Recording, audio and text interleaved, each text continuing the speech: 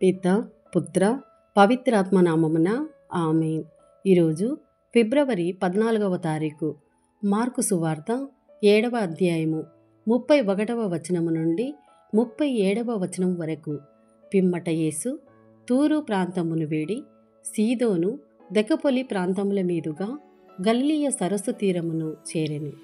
అప్పుడు అచటి జనులు మూగ చెవిటి వానిని ఆయన యొద్దకు తీసుకొని వచ్చి వాని మీద ఆయన హస్తము నుంచుమని ప్రార్థించిరి.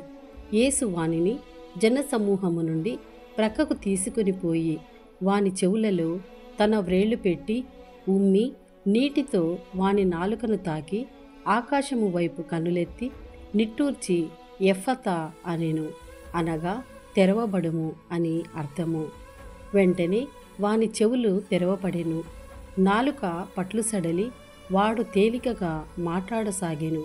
ఇది ఎవరితో చెప్పరాదు అని ఆయన వారిని ఆదేశించెను. ఆయన వలదన్న కొలది మరింత ఎక్కువగా దానిని వారు ప్రచారం చేసిరి. చెవిటివారు వినునట్లుగా, మూగవారు మాట్లాడునట్లుగా సమస్తమును ఈయన చక్కపరిచియున్నాడు అని అందరును మిక్కిలి ఆశ్చర్యపడిరి. ఇది ప్రభుని వాక్కు. సర్వేశ్వరునికి వందనములు.